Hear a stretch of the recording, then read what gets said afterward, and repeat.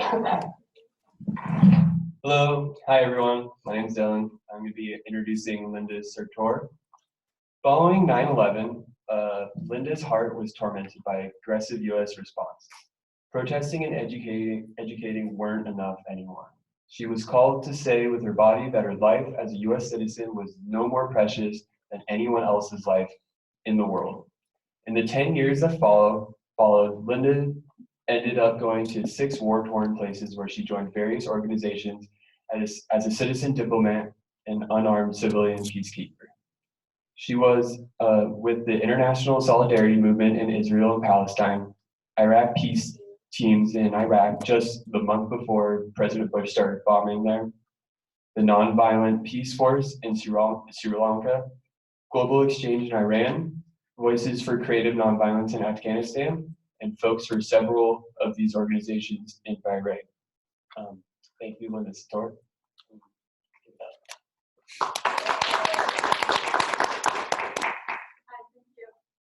Let me know if you can't hear me.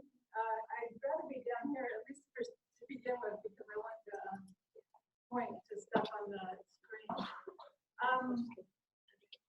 Yeah, so I'd really like this to be more of a storytelling than a lecture, and I welcome questions, although I might not know all of the answers, because it's really my experiences and my stories that I want to share with you. My intent, it's actually a book talk. This lecture is actually a book talk. I do have copies of the book, if anybody's interested, but I'm more interested in sharing stories to inspire you to follow your heart, even when fear is present. And it's not about getting rid of the fear or denying the fear. It's really about being with fear in a different way so that you're in relationship with it and learning from it, and it doesn't stop you from doing what your heart's calling you to do. And that's really what I want people to get out of reading my book, and what I hope you'll get out of hearing some of my stories, as well as learning a little bit about more recent history, since this is my life that started, the direction my life took after 9/11. And yeah, so that's what I'm here to share, and I hope that you'll participate with questions and responses, feelings, or comments that you might have. So this is the map that shows the 6 different countries that I was in. I wonder if we could dim the lights at all. Is that possible?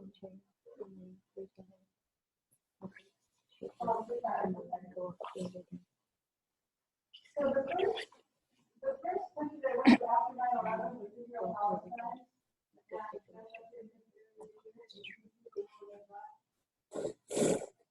And then I went to Iraq. Mostly I was around Baghdad, by ocean, and north. And then I was in Sri Lanka, which is down here, very bottom corner down here. This is a little island off the coast of India. Very war-torn island. From there, so I was there actually on and off for 3 years with another peace force. The next trip was to Iran, and I spent time in various different locations in Iran. Tehran, Isfahan, and Shiraz were 3 of those locations. Afghanistan, mostly around Kabul. And then there's this little island country off of the coast of Saudi Arabia called Bahrain. And I spent 4 days there. I was going to be there longer, but I got deported because I was standing with the people who were standing up for their democratic rights in a country that was ruled by a cool monarchy that the U.S. supported. So I think maybe I can move up to the stage now so that I can save my voice a little.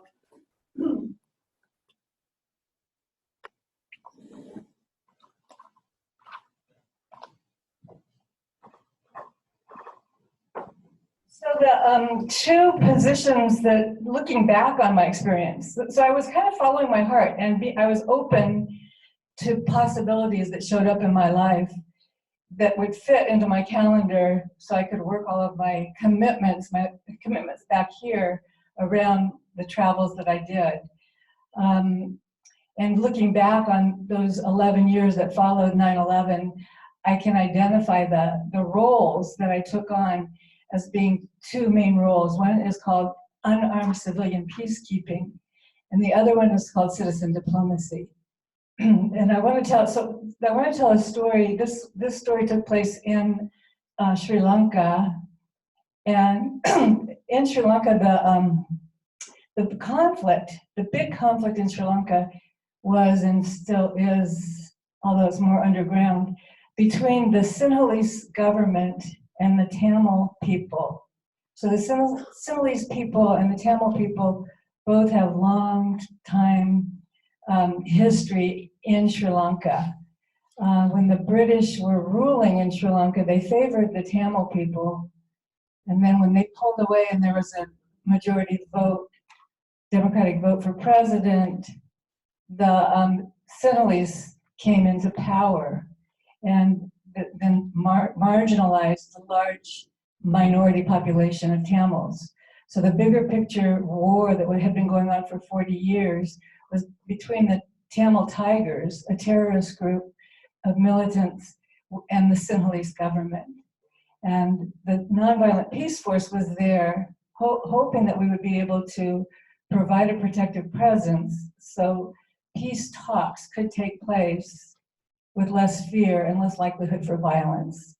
And that was what the Nonviolent Peace Force was about. It's Gandhi's vision of having an army of civilians, unarmed civilians from around the world, to be in places of violent conflict where just the presence of those outsiders can change the dynamics and open up the possibility of other than fear and conflict and violence. So we were there, but what ended up happening, this was the pilot project for the Nonviolent Peace Force, trying to bring this vision down to earth in a real situation. And what ended up happening is there's also, we ended up being in the Tamil communities, Tamil speaking communities, where there was another conflict that oftentimes was going on between the Tamil people and the Muslim people, who both spoke the Tamil language and were considered in the bigger picture of Tamil versus Sinhalese. But then in the smaller picture, there was these other conflicts that were oftentimes taking place. But here in one island off the north part of Sri Lanka, there was the Sinhalese government attacking the Tamil people, little village of Tamil people who lived in the island. And they asked us, so this picture actually isn't of that place, but it's a picture that shows some Tamil people and some Sinhalese soldiers. So that's why it's up there as I tell this story. So what was happening is that there had been a massacre on the island village, the island village, and as the massacre was occurring, we got a call, but we couldn't get out to the island because it was unsafe for any drivers to drive us out there at the time. We went the next morning, and the Tamil people, the villagers, were anxious to show us the dead bodies and to tell the stories of what they had experienced the night before. And they had recognized some of the killers were the Sinhalese Navy who patrolled the island. And so when the way it works there is that the judge has to come look at a dead body before the body can be removed. So the judge was coming that morning, and the judge was escorted by the Navy. And so so we were there with the villagers. They were talking to us and telling us what they had seen. And then we see this kind of like entourage of Navy with the judge walking down the street towards the village. And so everybody got tense. The women and children fled into the churchyard, and the men just kind of gathered closer together on the side of the street, I put myself right there where on this side of the men were here and the Navy were coming up this direction. And I just stood there and I didn't know what I was going to do, but I was just obviously present. And I ended up just smiling and waving at the Navy guys as they went by. And in that culture, a white woman is seen very differently with things I didn't like to be seen as a white woman in Sri Lanka, but I used that, and that smile and wave just really disarmed the situation. So it totally changed the fear level of everybody.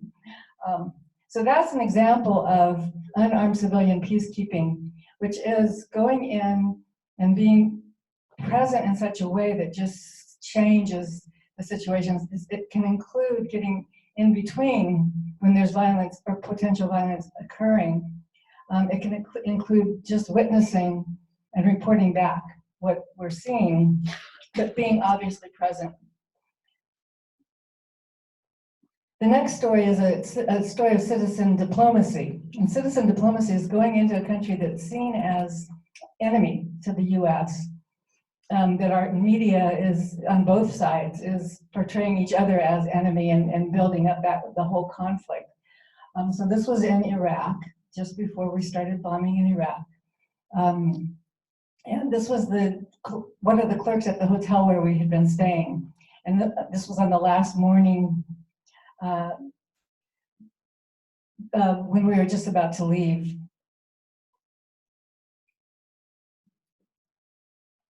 He actually came in on his day off to say goodbye to us. And this is what he said. He said, "I don't have a wife or child, but all of the Earth community is my family. All of you are my brothers and sisters. If there is a war, if there is no war, it doesn't matter. I still have my smile." I'll have more stories of my experience in Iraq shortly. I wanted to go on to try to tell, well, first to tell you more about myself. I see myself as an ordinary person. I do live in an intentional community. This is the group, this is who my intentional community was back then in 2001. I also used to guide wilderness trips that took people out into the desert to be alone for 3 days and 3 nights, fasting. And we would spend time before the participants would go out to be alone. We would spend time preparing for that. And oftentimes the preparations included facing fears. People who are going to go out and be alone in the desert for 3 days and 3 nights oftentimes face various different fears. So in doing that work, I learned both more about, because I witnessed people getting more and more in touch with their heart's calling. And so I learned about that through the experience of witnessing others and doing it myself. I did the 3-day fast myself a number of times. And then also, I worked with people on whatever fears showed up in the process of getting ready to go out. And so I sort of accused this work that I did of supporting me in the direction that my life took as of 9/11. So the year following 9/11, before I went to Israel, Palestine, so it's less than a year, like 6 months, I went through a process of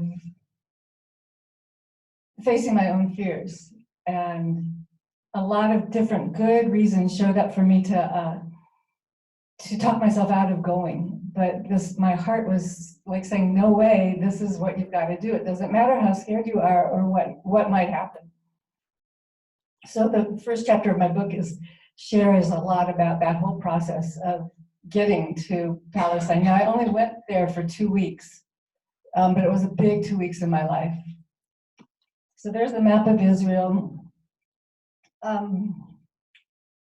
And what my first experience coming from where we flew in at Tel Aviv and heading to Jerusalem, this isn't the the gun that was pointed at us, but on the highway, there was a gun like that pointed directly at the traffic going through the highway, and that was my first experience of Israel-Palestine.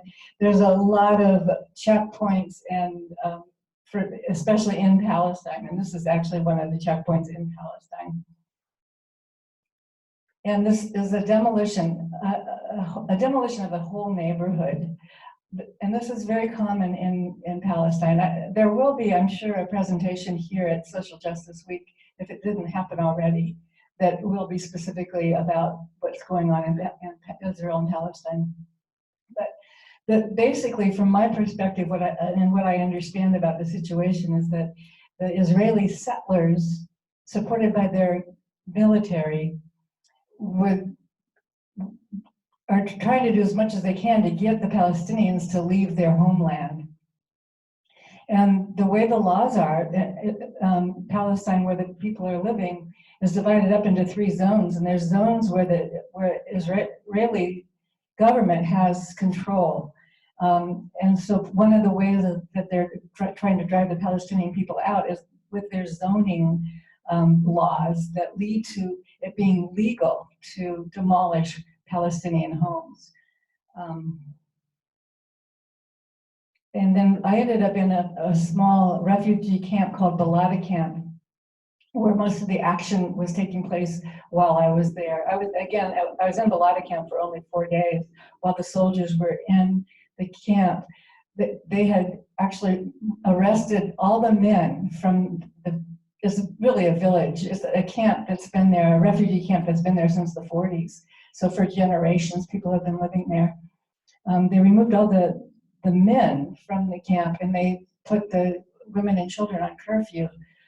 So the only people who were out and about were people who were going and coming from the clinic for various health reasons. And so we were asked to escort them oftentimes, because they would be in situations like this where these 2 children are walking past the Israeli army, people who are patrolling the area. So this particular, what was happening in Balata Camp when we went, was the Israeli army was going into homes and not only searching them, but they were also bashing. So the homes were 2 homes with a shared wall. There wasn't space between the homes in a lot of places down in the center part of the camp. So they would bash holes in the walls of the Palestinian homes so that they could actually have soldiers passing through the Palestinian homes on patrol and not having to be down on the street where they felt vulnerable to snipers. So we were there, and the Palestinian people invited us in, especially when the soldiers were in their houses, bashing holes in the walls. This is a photo, this is a photo of a child's drawing that one of the homes that we stayed in, they shared these pictures that their children had been drawing, and I asked if I could have a couple of them, and this is one of them that they gave to me. It's significant because it shows what kind of life these children are living. You know, there's bombs coming down, there's in the foreground, those are burning tires. That's a way of protest in Palestine. There's a tank. So you can see what's going on in these children's lives. Oh, and another opportunity that turned out to be an opportunity that I had was when we were escorting the women and children. At one point, there was a family that asked us, at one point, so the men were actually staying in a mosque. They were ordered to be outside of the village while the searches and bashing through the walls was taking place. But they weren't far away. They were staying in a mosque, and for some reason, they had access. So sometimes there would be Palestinian men coming in and out of the village. So we were asked to escort these 3 men who were in the village at the time past a bunch of different places where soldiers were. Each time we passed the soldiers, they'd call the men over and check their papers and make phone calls. And at one point where we were with the men, there were two soldiers that just told the men they had to stand up against the wall and stay there. And then all of the men that were coming past there for the next however long it was, half hour or hour, were forced up against the wall. And I was just standing there in between the two soldiers that were doing this with the men and the men against the wall. And then all of a sudden there was a bunch of soldiers that came down the street. And so there was all these soldiers around while I was standing in the middle of this. I had my street buddy was on the side, so I wasn't alone. There was, you know, we always do things in partnership, at least with one other person, so we're not alone in these kinds of situations. But the soldiers were all kind of milling around, and all of a sudden I got a phone call on my cell phone, and it was a newspaper or a radio reporter back here in the US who was just, so I was just able to describe the situation that was taking place that I was in the middle of while I was in this situation. And when I took the, when I went off the phone and put the phone back in my pocket, one of the soldiers caught my eye and said, and he spoke some English, and he said, go home. And I was feeling bold enough in the situation that I said no. And he said, what's the matter? Don't you speak English? And I said, yeah, I speak English, and I'm not going to go. And he didn't really know how to respond to that, so he just had to turn around. That, you know, their training didn't have any thing to do with what you do when there's internationals present who are just getting in the way of things. So that was a very empowering moment for me. There was an incident that occurred within a year or two after my time in Palestine that I wouldn't have felt nearly so bold. I was under the impression that because I was a US American citizen and the US really supports the situation in Israel-Palestine financially in a big way, that it would be really bad PR if an Israeli soldier hurt an American woman, which turned out not to be true at all. I don't know if any of you know the story of Rachel Corrie, but she was there with the International Solidarity Movement within a couple of years, and she was on top of on a Palestinian home, or in front of a Palestinian home, when a bulldozer came and to demolish the house and actually did kill her. So I might not have even gone to do this if that story had occurred before I went, but I had this false feeling of security that allowed me to be that bold. So once I came home, and again, it was only 2 weeks in Palestine, I was back out in the wilderness again, and I was in base camp when there's time for the guides to be alone while all of the participants are out on their 3-day solo time. I was reflecting on how I felt, and I was feeling more alive. Although when I was preparing to go to Israel-Palestine, I had prepared for trauma, and you know, I set up with a therapist if I needed to talk about my experience when I came home to try to process the trauma. I'd really prepared to come back feeling trauma, because some people who had been to Palestine with the International Solidarity Movement that I spoke with before going, that was the way they were feeling. But instead, I was feeling more alive than I had felt all my life. And it was like, wow, you know, I was reflecting on that, and I realized that the whole experience, especially that moment when I felt like I could really get in the way of violence, even if it was just a small way, that it gave me this feeling of being able to do something. Though all of my life I had experienced violence in the news and in the backgrounds of our lives, without ever, and feeling this is not right, but not really knowing that I had any way of responding that would be at all feel like it would make a difference. So I felt like I got my life back from that. And the third chapter of my book I call Feeling More Alive Than Ever. So then Bush had been talking about bombing Iraq, and we didn't know when that was going to happen. And I was thinking maybe I need to go to Iraq, but it wasn't nearly as clear of a message from my heart that I was getting when I was making the decision to go to Palestine. But I ended up, finally, there was a delegation going in February of 2003, and it was a time frame that I could get away from any other commitments that I had on my calendar. And so I decided if I could get the second passport, I had to get a temporary passport, because you can't get into an Arab country if you have an Israeli stamp in your passport. Now Israel always puts the stamps on a separate sheet of little slip of paper, so it's not an issue, but I had not had that done when I was going into Israel.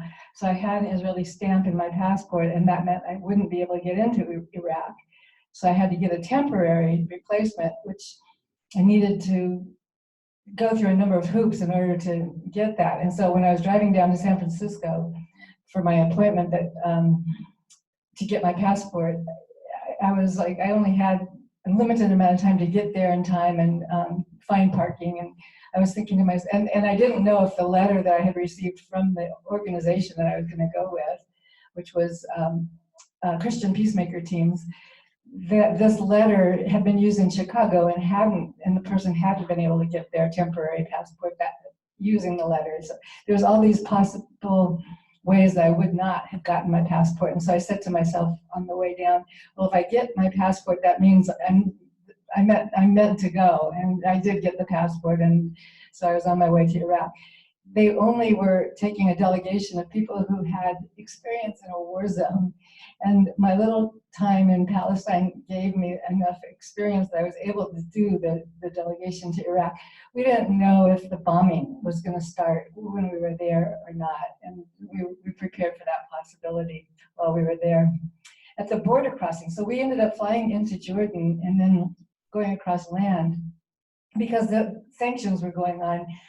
There's no flights from the US directly to Iraq, and it was illegal actually to go into Iraq. So that's why we flew into Jordan and then took a bus across land to get into Iraq. And this is the border crossing. The Iraqi men there, while we were waiting for our computers to all be checked and stuff, brought out tea in small little, this is the way that tea was served in Iraq, small little, almost like shot glass sized tea glasses. And they only had a few at the border crossing. So, and there were many of us, there were maybe 20, no, I forget now how many of us there were, not 20, but more than 10. So they didn't have enough glasses to serve all of us tea at once. So they would bring out like 3 glasses of tea and serve them, and then and watch as soon as somebody finished it, one of the glasses, they would bring it back, wash it out, and put some more tea in it and bring it to somebody else. And that kind of hospitality is the kind of hospitality that I experienced in these places. This is the Amariah bomb shelter in Baghdad. And this is the ceiling, the roof of the bomb shelter. It was a shelter in a neighborhood where people went to try to be safe and this is during the Gulf War in 90 and 91. The first bomb, US bomb that hit the shelter broke through the ceiling and through, it was a two-story shelter. So this is the top floor, and then there's a floor down beneath. And the first bomb that was dropped went through both. The second bomb went in and blasted inside and incinerated the people. 14 people survived. Okay, so there were 100, I'm sorry.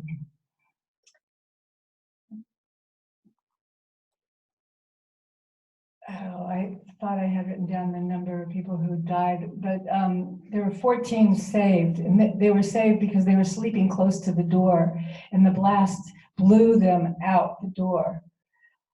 Among those who died was an 80-year-old man, and the oldest was an 80-year-old man. The youngest was a 4-hour-old baby, and the U.S. said that it was an accident and called it collateral damage. So this, while I was there in 2003, was a memorial to wars. This is, when we were there, we needed to have a minder. That's somebody who's like a tour guide. And because we were from the US, this person would kind of be in charge of where we would go or where we wouldn't go. And this was his family. So he invited us over to his family home for lunch. And I have this picture up because I wanted to talk about another story that I heard after I came home from Iraq. And it was some of the people who I was with while I was there, in the delegation I was there with, ended up staying on through the bombing. It started a month later, started in March of 2003. And so many of them, so I was hearing stories directly from email messages I was receiving were directly describing the situation while the bombing was taking place in Baghdad. And gradually different ones of them were being asked to leave, and some of them made the decision to leave because they realized that they're just being there was no longer helpful because it was utilizing some of the resources for the people who needed to be there. So eventually all of my teammates that had stayed for the beginning of the bombing ended up having left. The story I wanted to tell you about was the story of 3 carloads of internationals who were leaving at the same time. And they were driving through the desert where bombing had occurred or was occurring in order to get back to Jordan, Amman. And the 3 cars were caravanning, but the car that my friend Cliff was in was the last car. And they hit something, maybe some shrapnel on the road. They had a blowout, and the car had an accident. And the 4 people in the car were injured. And there was nobody out on the road. And all of the other 2 cars were far ahead. One Iraqi man stopped and picked them up and took them to the nearest town, which had just been bombed like 3 days prior. So the only remaining medical facility in the little town was a 20 by 20 foot 4-bed clinic. And the doctor was embarrassed because his medications were limited. He put 10 stitches in the head of my friend Cliff without anesthesia.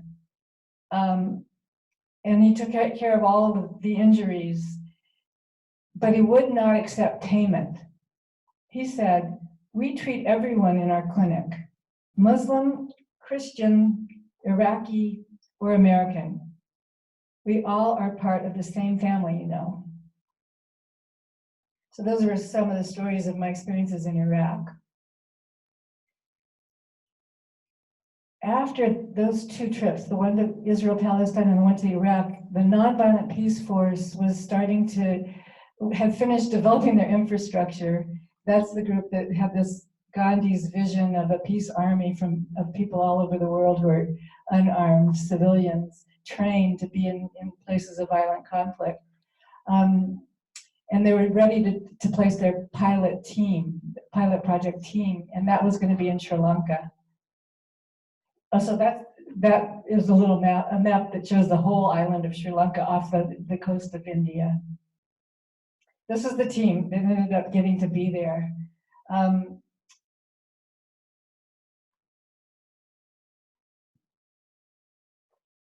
So the man on the lower left, the African man, is from Ghana. The one next to him is from India, and the man next to him is from the US. The woman next to him is from Canada, and the woman next to her is also from the US. Behind that woman from the US is a woman from the Philippines, and then between her and me is a woman from Brazil. The woman sort of behind me, but next to me, is from Germany, and the black man there is from Kenya, and the other woman is from Japan. So it was a very mixed group of people from all over the world who got to be in this pilot project in Sri Lanka. When I first went there, I was going to be there for 2 years nonstop. But unfortunately, my mother was going through her dying process. So I ended up coming and going. I ended up serving my full 2 years, but it was over a longer period of time. So I'm just going to show you some of the life in Sri Lanka, and then I'm going to tell one story. There's so many stories to be told, but this was just us in training. Once we got to the country, after we'd had training about third-party nonviolent intervention back here, we were learning about the culture and the situation, learning more about the situation that we were in Sri Lanka. So this is just some daily life pictures that just bring kind of to life the feeling of being in this country. There wasn't violence all the time, but there was violence always in the background. Those are two Nonviolent Peace Force teammates, and the vehicle on the right is called a tuk-tuk or a three-wheeler. That's like a taxi, a local taxi. There's a couple of my teammates witnessing a protest. And again, and these were two of my teammates in our home office in one of the villages where we had field offices. It was in a Tamil and Muslim area. So the main street was actually between a Tamil neighborhood and a Muslim neighborhood. And the people would associate with each other on the street in between, and that's where this house was. But they wouldn't go into each other's neighborhoods. But then we started to get to know people, all of the people in both neighborhoods, community leaders and religious leaders and military and police, so that as we got to know people and they started to trust us and started to understand what our purpose was, to be a presence, as protective presence where there might be potential violence. Then we were starting to get asked, or we would hear of a situation and ask if they let them know what we were there to do, and ask if they had anything that we could help them with. What happened, the story I want to tell, and these two were part of the process, a small Hindu village, they had met a couple Hindu priests that were the community leaders of a small Hindu village that was bordering the Muslim village. And the people of the Hindu village had a lot of fears, including how their cattle would be treated, because Muslims eat beef, and for Hindus, cows are a sacred animal. So various different things that had occurred that brought more fear to the Tamil village. We already had developed a relationship with the mosque leaders of the mosque in the Muslim village, and so we asked the priests if they would be interested in having a Muslim leader come talk with them and hear from them, and they said yes. And so then we asked our mosque leader friend to come for this meeting with the Tamil village, and he was willing to do that as long as we were with him. And again, I don't have the language, so I had to hear from a translator what I could get from what was actually being said in the meeting. But here's all of the Hindu village sitting on the ground, and the Muslim leader sitting in a plastic chair in front of them, and a discussion going on between both the men and the women of the village and the Muslim leader. And he was listening very carefully. He had one man that spoke up that I could see had a lot of energy, a lot of anger. I don't know what he was talking about. He was very angry. And the Muslim leader just listened and took notes, and gradually the anger subsided, and the Muslim leader eventually gave the people the two Hindu priests his contact information so that they could call if they had any concerns. And so by the end of the meeting, there was people standing up, shaking hands, and a lot more happiness on people's faces. And so I could see that it had made a difference. And that was one example of how our presence could help with the conflict that otherwise might turn to violence.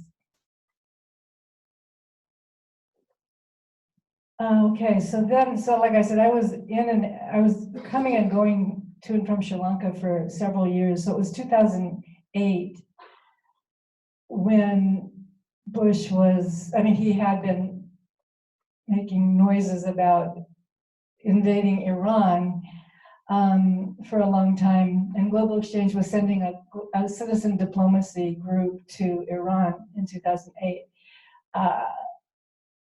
So I took advantage of that. So it wasn't 2008 because it was before, it was 2008, it was before Obama was elected. So one of the things with citizen diplomacy is learning what you can to teach people back home. So I did this, I did some preparation by learning a little bit more about putting all the pieces together of what had been happening in Iran all of my life. So I was born in 1953. In 1951, there was a popular leader, Mohammad Mossadegh, and he was elected. He was the first elected leader in Iran, the first democratically elected leader. And he was really well liked by the people. Both secular and religious, working class and wealthy, all supported him. He stood for freedom of the press, and he was considered a beloved national hero and a father figure of independence. He also nationalized oil. And up until then, British and American oil companies had been profiting off of Iran's oil and giving very little back to the Iranian people. So when he nationalized oil, that was going to change things. And the US and Britain didn't like that. So in 1953, the US CIA and Britain arranged a coup that removed Mossadegh from office and put the Shah, Reza Pahlavi, back into power. He had been in power before Mossadegh had come into power, and he was very cruel. The US actually trained a brutal secret police that was called the Savak during those days. And for 26 years, the Shah was in power in Iran, basically placed there by Britain and the US. Then there was a revolution in 1979, the Islamic Revolution that created the Islamic Republic of Iran. And that began with, I don't know if any of you have heard about the capture of the hostages in 1979. And they were actually held, these were hostages in the US embassy in Iran. They were held for over a year. And the day of Ronald Reagan's inauguration, they were released. And he signed, in signing the Algiers Accords, pledged that the US would never again attempt to overthrow the Iranian government. Then there was the Iran-Iraq War from 80 to 88. And now the US is buddying up with Iraq. So Iraq had the newer weapons produced by the US. All that Iran had to fight the war really was their population. And that was when martyrs became more of a play in the situation. So unarmed civilians who wanted to do what they could to protect their country were oftentimes taking the lead when troops were going in. They would actually clear the minefields by going in ahead of the armed troops. And that was their way of contributing to their country. During that time, Saddam Hussein unleashed the chemical weapons on Iran, and the world just watched. The US continued to assist Iraq at that time. There was this one news story that I had in the back of my head about the US-American cruiser that shot down an Iranian civilian airliner in the Persian Gulf. And then again, Reagan claiming it was an accident. in the end, the war cost both sides, both Iran and Iraq, $500 billion, killing 450,000 and wounding 600,000 more. It also produced 2.3 million refugees. And who benefited from the war were the companies that were selling weapons to both sides. So looking back now, there's the Mossadegh elected prime minister, the 1953 CIA in Britain arranging the coup, 79, the Islamic Revolution, 81, the day that Ronald Reagan's inauguration and the hostages were released, and then the Iran-Iraq war. And then fast forward to 2001, 9/11, vast crowds turned out for a candlelight vigil in Iran to honor the Americans who died. And shortly after that, Iran supported the US against the Taliban in Afghanistan. And in 2002, Bush claims that Iran is part of the axis of evil. So this man, we met, he's an artist, we met in the Museum of Contemporary Art in Tehran. He's quadriplegic. And he paints now with a paintbrush in his mouth. And this photo took place at the Danish embassy. And I don't know if any of you remember, there was a news story. I was in Sri Lanka at the time, where there had been a really derogatory political cartoon that was really derogatory towards Muslim people. And so this was a protest at the Danish embassy in Iran, where this man, Nuri, presented this painting, which is a painting of Mother Mary, to the Danish people.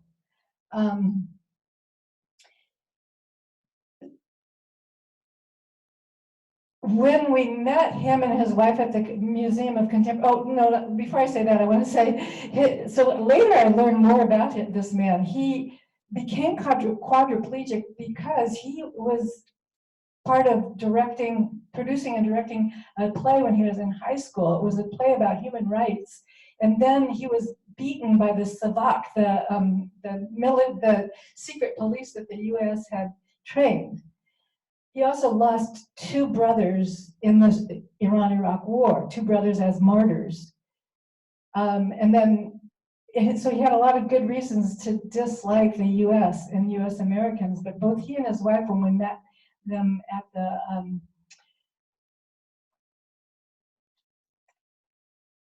the museum, they not only gave us postcards of their pictures and welcomed us, they said to bring back to our people their message that tell the American people that they asked us to tell the American people that they love us.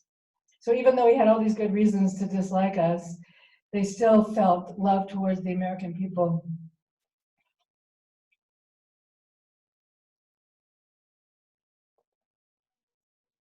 Oh, and so I know. And the other thing he had said while we met with him while we were talking to them at the Museum of Contemporary Art is that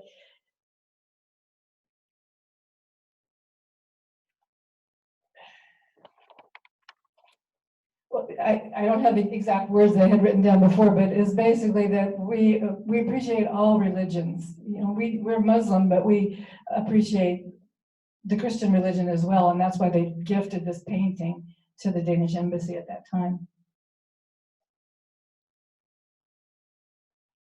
Okay, so then a couple years went by before I had another calling.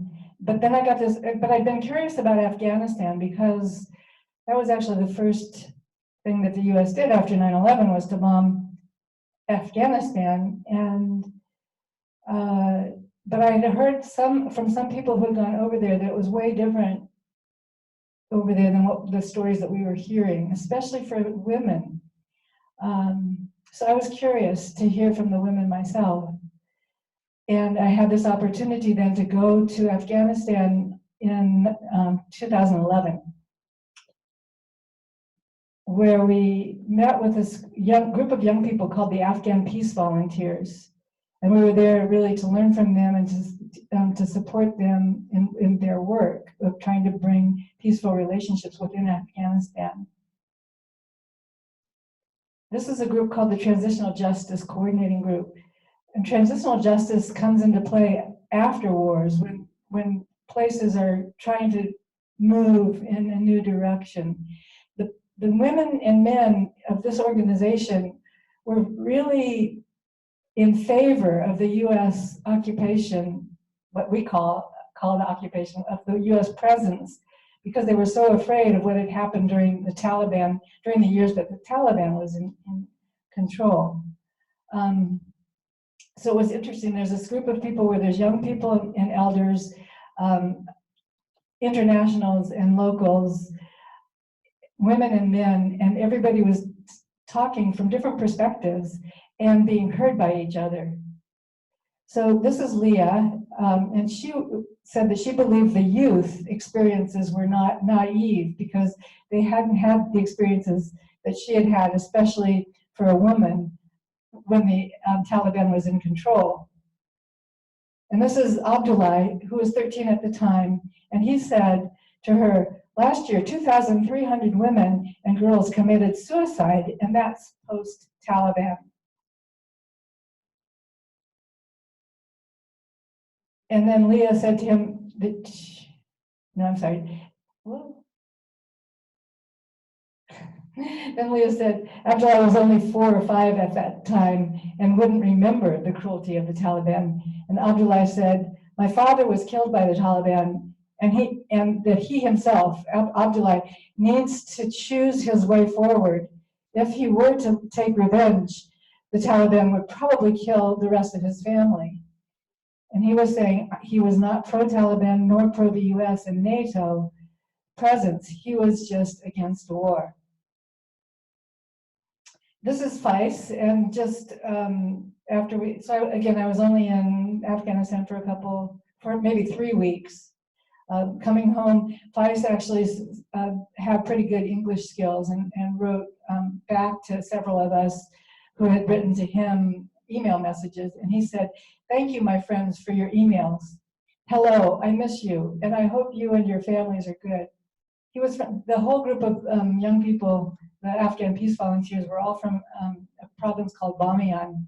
He says, Bamiyan is very green and beautiful now. I go fishing sometimes. Though you are not with me, I feel you are with me. You are in my heart. Be well. Your friend Faiz. So here's a picture. I got to go back in 2012 and actually stay in the house. A lot of the young people from Bamiyan had actually moved into Baghdad, and they had a house. It was all men, young men that were living in the house. There are young women that are also involved with the Afghan peace volunteers, and more so since those days. But I got the opportunity to live with this group of young men in Baghdad in their home. And so there were these 3 big differences that I was getting to experience. One was young folks. I was already in middle age, if not elder. And so the young, old, all men in the house. And then our cultural differences. So it was a very special experience that I got to have. Moving on to Bahrain. So like I had told you before, this was, we were standing with the people who were, it was 1-year anniversary of their Arab Spring uprising. And they had been being treated brutally all through the year because they were still protesting. They didn't back down, even though there was a lot of brutal treatment. So it was the 1-year anniversary, and the human rights leader in the country was asking several different organizations that I had been part of to form a delegation for us Americans to come be there with them during their anniversary, again, to provide a protective presence. And so I got to go, and I was going to be there for 2 weeks, but because of what we were doing, we got deported after 4 days. This is my street buddy on one of the protests that I was participating in. And this is maybe one of the most scary experiences that I had in my days overseas, the government was using tear gas really more for punishment than for crowd control. So we're being attacked by the group that is in the protest is being attacked by tear gas, and everybody's running. And I lost track of my buddy, my street buddy. So I was just kind of looking around, not running. And another Bahraini saw me, Bahraini man saw me and said, run, run, run. And then he flagged down a car of women and got me into the car. The woman didn't speak any English, and I don't speak any Bahraini, but they got me out of danger and dropped me off. So then I was looking, I did find somebody from my group that I rejoined, and we were looking back at the tear gas continuing to be used as punishment. And later I heard that there was another carload of Bahrainis who had actually stopped to pick up some of my other teammates. And they had, some of the Bahrainis had gotten out of the car in order to make room for my teammates. And here is one sample of the tear gas that was being used, made in the US. So you'll recognize the outfit that I have on. This is in Afghanistan, but I just have it up just to talk about how, after looking back on all of these experiences, how I reflected on, well, how much good did we really do anyway? You know, like the Bahrainis had said that they thought it did make a difference that we were there. The Palestinians definitely felt like it made a difference for them that we were there. But how much of a big difference were we making anyway is a good question. It's really hard to know. But what I do realize is that the more, or what I do believe, is that the more that each one of us follows our heart's calling, no matter what that calling is, the better off the world will be. And that's really what I want to encourage people to do. And fear can easily stop us, and the powers of injustice in the world really use fear to continue to hold power over us. So the more that each of us can be with our fear in a different way, I think the better off we all will be. So that's my story, and I do welcome if anybody has any questions or comments. Like I said, I might not know the answers to the questions, but I can tell you what my experiences were. Thank you.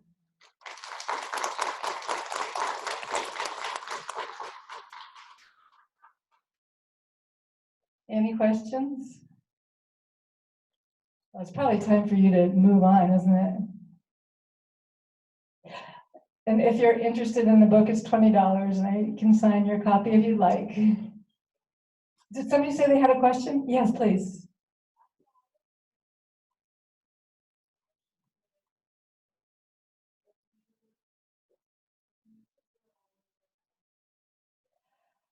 Yeah, you know,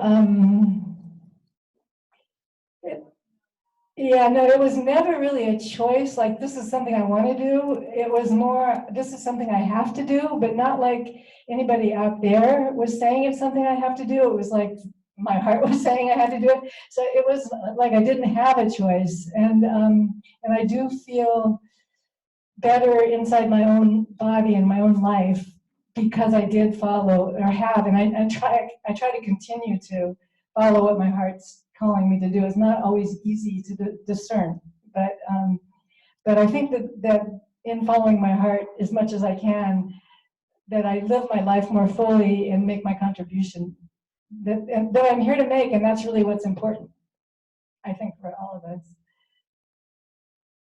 Thank you for the question. Another one? Going overseas, how shocking was it to see the perspective of people that were actually less compared to sitting here at home and watching it on television? It's always a much different point of view when you actually get to see the truth of it compared to what newsreels headlines. Yeah, there's two ways to go with that question. Thank you. That's a great question. One thing I know about fear is that it's a lot in our minds, and that, like, when we were hearing stories of what was going on in Palestine at that time in 2002, it was really scary. And it felt like, oh, it's going to be like that all the time.